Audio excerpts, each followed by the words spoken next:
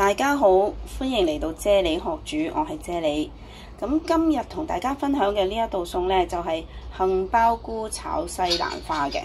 咁佢材料呢就好簡單嘅，就西蘭花啦、杏鮑菇啦，加半條甘筍。咁我哋而家即刻開始啦。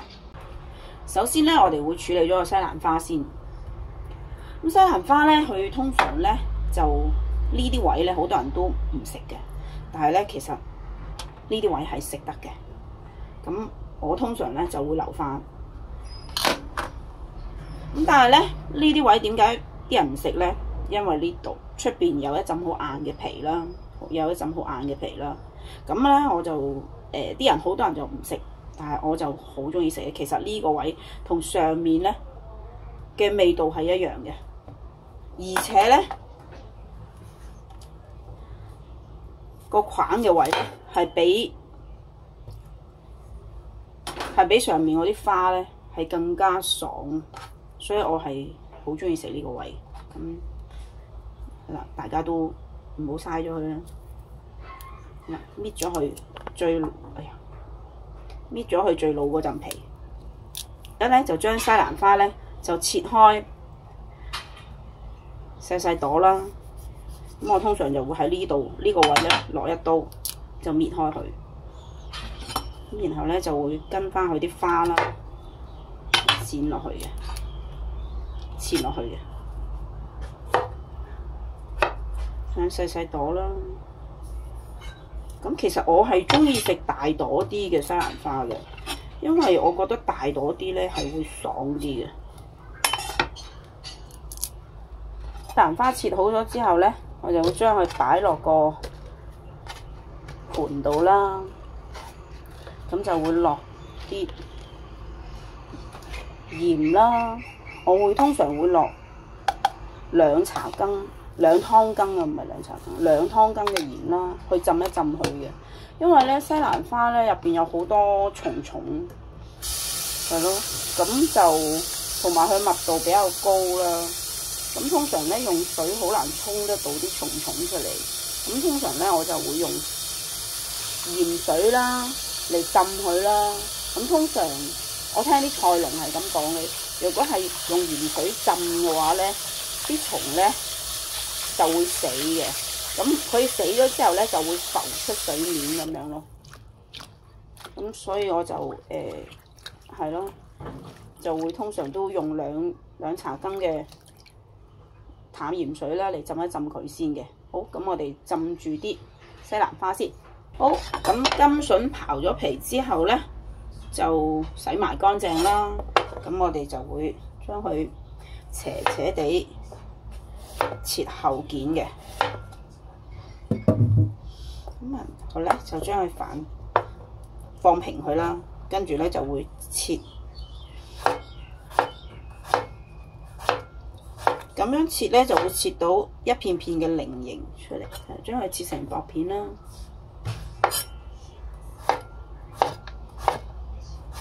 咁啊，切完咗啲甘筍，咁我哋就處理下啲杏鮑菇啦。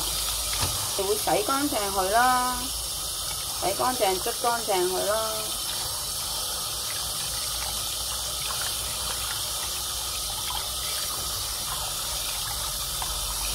咁西蘭花咧浸咗大概半個鐘到啦，咁我哋就將佢洗乾淨啦。咁啊，洗西蘭花咧，我就中意開盆水開滿啲嘅，開多啲水嘅。咁我揸住西蘭花呢個位，跟住咧就擺喺水入邊揈啦。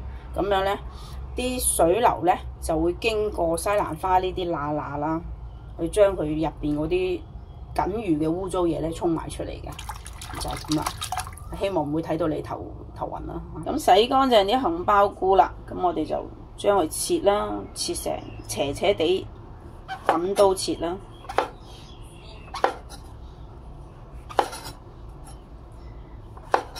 咁杏鮑菇咧，佢係好有佢自己好獨特嘅甜味嘅。咁愛嚟其實煮其他嘅素菜加埋落去煮咧，都好好味。好，咁所需嘅材料咧，就準備好晒啦。咁我哋而家即刻開始煮。好，咁我哋就燒滾咗一鑊水先。跟住咧，我哋就將啲西蘭花啦，同埋甘筍啦落鑊，飛一飛水佢先嘅。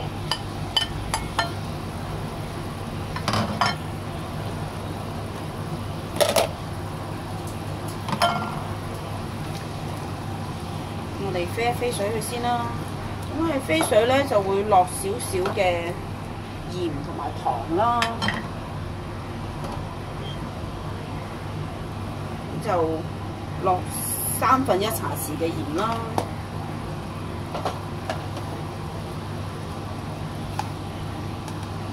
半茶匙嘅糖啦，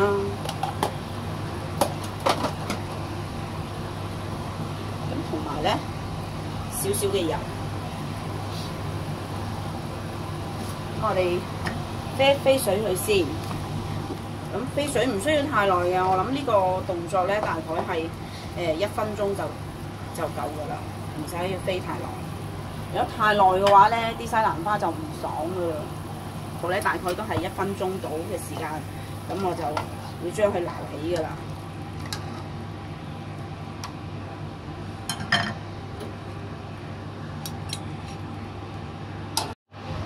好，蔬菜就飛好晒水啦。咁我哋而家咧就燒翻熱個鑊先，就順便就落啲油落去啦。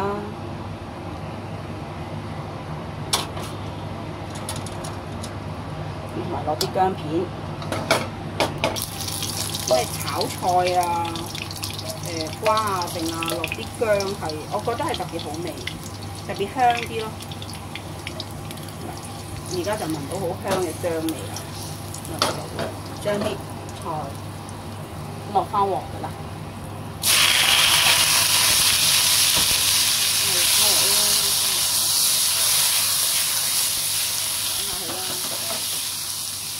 就俾少調味啦，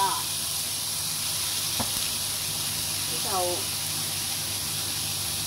鹽1/4個茶匙，糖半茶匙，生抽我哋會落到1個茶匙度，咁我就攪勻佢啦。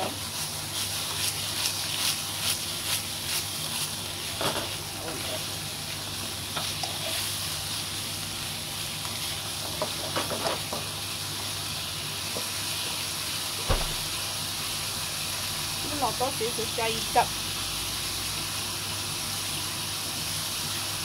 咁令到個菜就鮮味啲啊！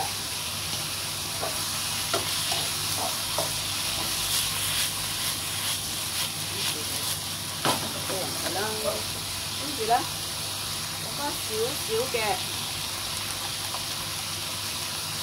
我哋會落翻少少嘅生粉水。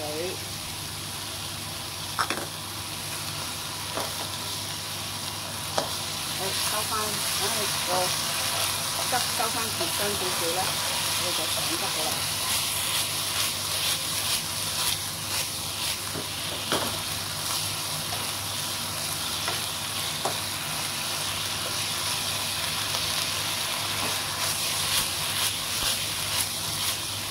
已經係 OK 㗎啦。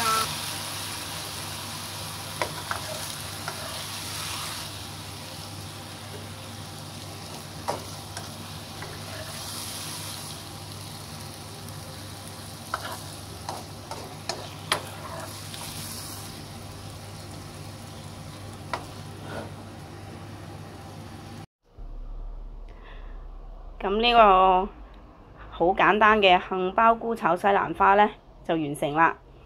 咁我就食飯先啦，各位觀眾，我哋下條片見啦，拜拜。